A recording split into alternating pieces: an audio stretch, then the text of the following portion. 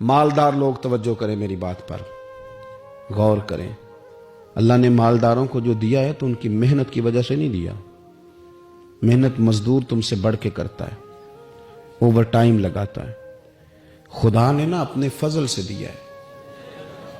मेरे एक बुजुर्ग दोस्त हैं, सादे आदमी हैं, तो उनकी एक बात मेरे ना दिल में बैठ गई। सादे लोगों की बात है, सादी सी। तो किसी शख्स के साथ उनका कोई थोड़ा बहुत उसके साथ मदद का रिश्ता था, उससे कुछ प्यार करते थे, तो किसी वजह से नाराजगी हो गई। तो किसी ने उनसे कहा कि अब छोड़ दें, आपका उसने इतना दिल दुखाया। तो कहने लगे नहीं, मैं छोड़ूंगा नहीं, मैं देता रहूंगा। क्यों? कहने लगे इसलिए कि मेरे दिल में बात बैठ गई है कि पता नहीं अल्लाह किदे नसीबां दा देंदा है। तो यहां से कोई खा जाए, किसी की मदद हो जाए।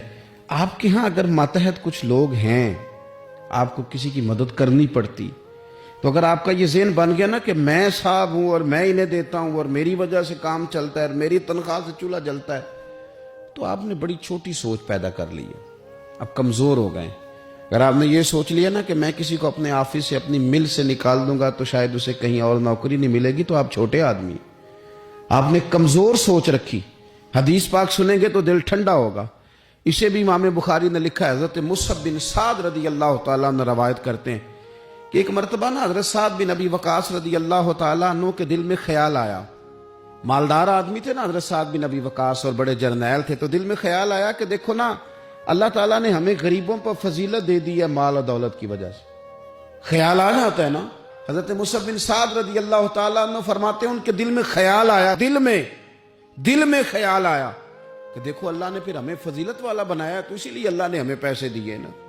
अल्लाह ने हमें कुछ बनाया तो फिर ही अल्लाह ने दौलत ज्यादा दी है ना। तो फरमाते हैं नबी करीम सल्लल्लाहु ताला अलैहि वसल्लम ने उनसे फरमाया, याद रखो तुम्हें ना तुम्हारे कमजोर और गरीब लोगों के वसीले की वजह से रोजी दी जाती है। अमीरों, तुम्हें जो नवाजा जाता है ना, तो ये गरीबों के सदके, ज़ईफों के सदके, कमजोरों के सदके, ये उन गरीबों के सदके तुम्हें नवाजा जाता है और फिर तुम्हारे जिम्मे लगाया जाता है कि तुमने ज़कात देनी है, तुमने सदकात देने हैं, तुमने इन पर खर्च करना है, तुम्हें इनके सदके मिल रहा है, इनके सदके। एक सोच ये है कि अल्लाह ने मुझे माल दिया तो किसी वजह से दिया है, और एक सोच ये है कि मेरी फैक्ट्री में पता नहीं कौन सा गरीब लोग है जिसकी वजह से फैक्ट्री चल रही है। एक सोच ये है कि पता नहीं मेरे ऑफिस में कौन सा ऐसा शख्स है जिसकी वजह से निजाम चल रहा है। और एक सोच ये है कि मैं जागीरदार हूं, तो पता नहीं कौन सा किसान है जो मेरे पास काम करता है, तो उसकी वजह से अल्लाह मुझे भी रोजी देता है।